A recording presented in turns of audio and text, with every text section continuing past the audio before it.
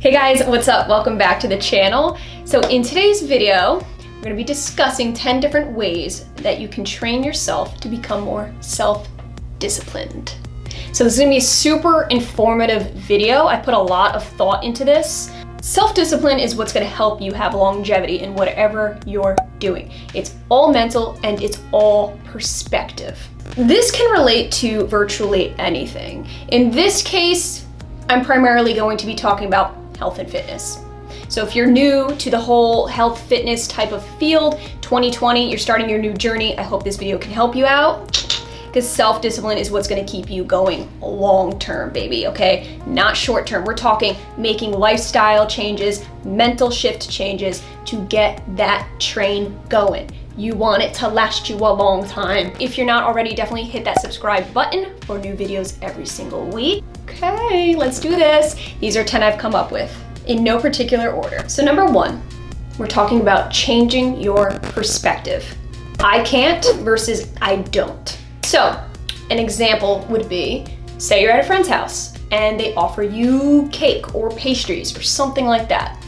Instead of just saying, I can't eat that, try saying, oh, I don't eat that, but thank you. When you word things differently, you're actually telling yourself and giving yourself credit for believing in not eating that particular food item. When saying things like, I can't eat that, it's actually telling yourself, I can't, I'm punishing myself. I'm not allowed to. That's not true here, okay? You're making the conscious decision to better your life, so I don't eat that. By saying I don't, you're owning that decision, okay? You're confident in that decision and you know yourself. You know what you're doing. Be confident in this. This is your journey in your life. So you don't eat these things. Not I can't, because this ain't a punishment, girl. No. Number 2 is to remove anything and everything that does not align with your goals. This could be relating to a lot of things. I'm gonna give you an example of food, okay? Eliminating sweets out of the house. For example, James and I, we don't buy anything that doesn't fit our health goals. By not bringing things into your life that would negatively impact your goals, it just sets you up for more of a success and gets you used to not being around that and not eating things like that. Now, this could go for anything, like I said, alcohol, cigarettes, you name it. It's just about not having those things around you to negatively influence your life. So understand what your goals are and don't allow anything to interfere with that. Don't even allow it into your house, girl. Okay. So number 3 is focusing on building the new, not on trying to fix the old, okay? This is important because a lot of people are so used to how their lifestyle was or currently is. When trying to make that transition, they dwell too much on the past. But what a lot of people don't understand is that your past really has no influence whatsoever on your future. You're starting on a new slate. You need to have that perspective of it being that new, fresh slate, okay? Do not compare to your past. Don't compare to things you used to do. Give yourself the chance to start over. Any mistakes you may have made, anything that you're kind of disappointed in yourself in, forgive yourself and move on. You need that closure. It's healthy. If you resent yourself for anything that you've done in the past, it's only anchoring your future, okay? It's only keeping you in the past, and that's what you want to do, is move past the past and just look towards the future. You're building yourself new, fresh. Keep that perspective and you will be just fine. Okay, so number 4 is to shift from motivation to habit. 2 totally different things, okay? Motivation is a very temporary fix. It's a wonderful thing. It can get your bum right up and going, but it does not last forever. So the purpose of this video is to try to train yourself to have more long-term mindset and to get yourself where you want permanently, okay? This is all about a lifestyle change. So for example, you watch a gym video of somebody working out. You start to get that energy from them. You get that motivation. You go, oh, I wanna look like this person, or I have similar goals in mind. I'm gonna go work out, I'm gonna do that today. That's wonderful, but that's not enough to keep you permanently going at it. You need something more than just like a visual stimulant, okay? It's all up in here, girl. When trying to make that transition from motivation to habit, the trick is to focus only on you, your own goals, your body, your mind, your life. It's great to have that external motivation, but what's gonna keep it a habit, a lifestyle change permanent is inside of you. It has nothing to do with external anything. So with that being said, it does take about 21 days for a practice to become a habit. So obviously practice. This is not something that's gonna happen overnight and all of a sudden you're just gonna be, fine and dandy and have this habit that's just wonderful and life-changing. It takes some serious practice and time to get to that point. So nevertheless, it will always be worth it. You just gotta invest in yourself. Okay. Number 5 is probably my favorite one, okay? I'm gonna be real with you, girl. This is something I swear by. I'm very, very strict about, I guess you could say. It's switching your mindset from an emotional to a very logical mindset. So for example, somebody puts a piece of chocolate cake in front of you. Your first reaction will be emotional. It will be, oh my God, that looks good. Oh my God, I'm salivating. I'm picturing how good that must taste. That's all emotional. You're just going based off of your initial emotion. What's gonna get you past that binge, that whole giving in to those kinds of things, is gonna be your logical taking over. That's what you gotta train your brain to do, is think logically, which means looking at that piece of cake and saying, okay, well that does look good, but how will it make me feel? What will it do to my body? What negative effects will it have? And how will it deter me from completing my goals and getting to where I wanna get? So it's very healthy to differentiate the two, emotional and logical, and to understand when that logic needs to take over. That is self-discipline in a nutshell. When thinking logically, for example, the cake, you're going to be understanding that you're eating for function and not taste. You gotta be really upfront and honest with yourself in these scenarios, okay? Recognize that emotional and recognize that you need to switch right over to that logic, because the logic is what's gonna get you where you need to go in life.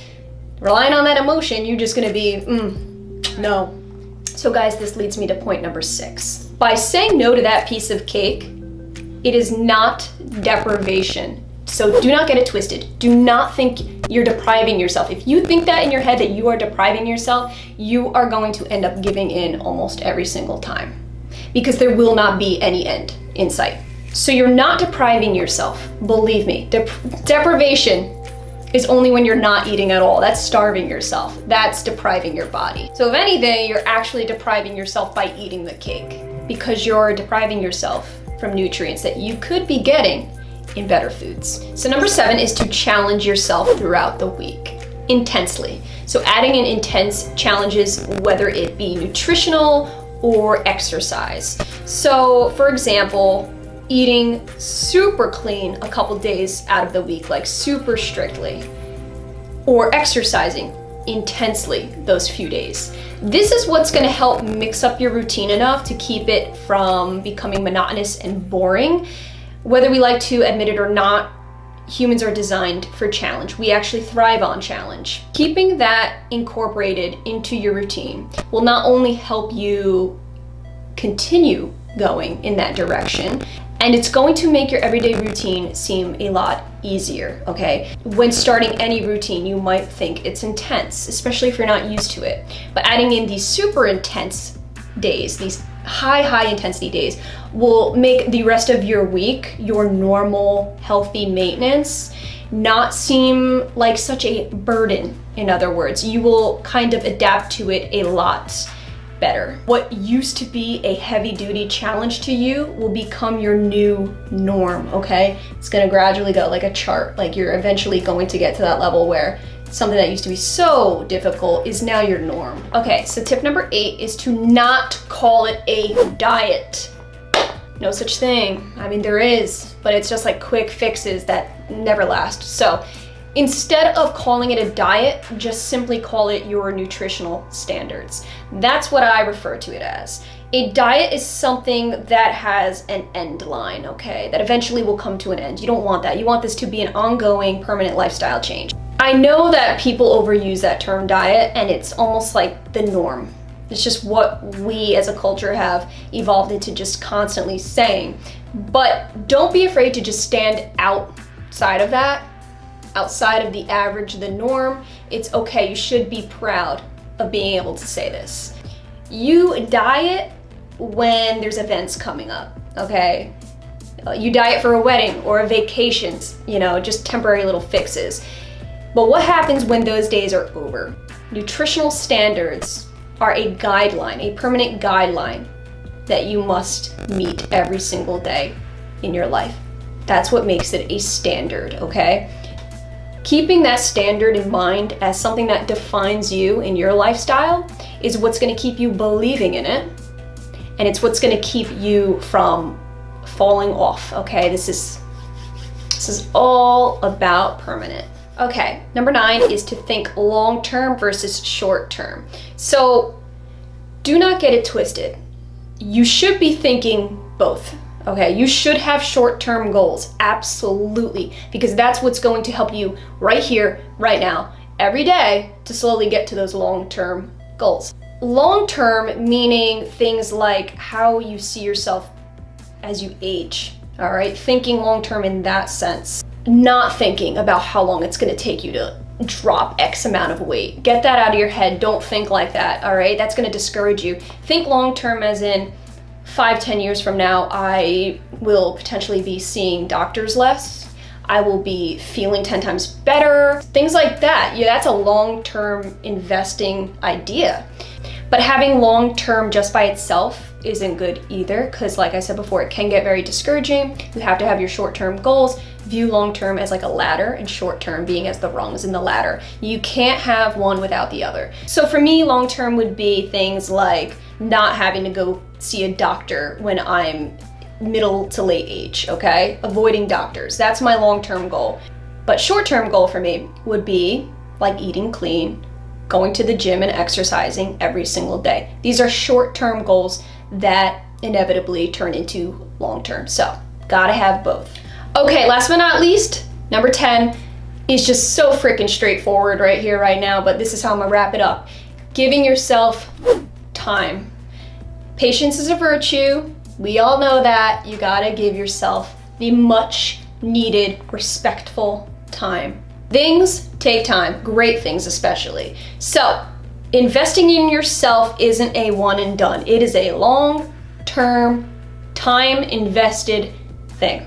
So once you learn pretty much how to change and shift your mindset, change your perspective on health, fitness, wellness, that is the beginning of changing your entire life. And the only thing that's going to allow you to do that is time. Guys, those were my 10 tips on how to become self-disciplined. You want to chase that healthy lifestyle, it needs to be the stamp on the envelope. You need to put that stamp, you need to get self-disciplined. There's just no other way around it. Understand that it is not easy to become self-disciplined, okay? But if there's a will, there's a way. Remember that the body will not go where the mind does not allow it to go. Perspective and mental shifts are necessary. I know, guys, this was a pretty freaking serious video and I got real intense at some times, but it's because I'm very, very, very passionate about this topic. It isn't until you make these mental shifts where it's going to become an ingrained thing, a daily, everyday thing. So if you are up for that challenge, then maybe these tips can help you. I hope that this video did really help you guys. So comment down below if you like any of these key points. I appreciate you guys watching. And again, if you have not already subscribed, definitely do. New videos every single week. I'll see you in my next video.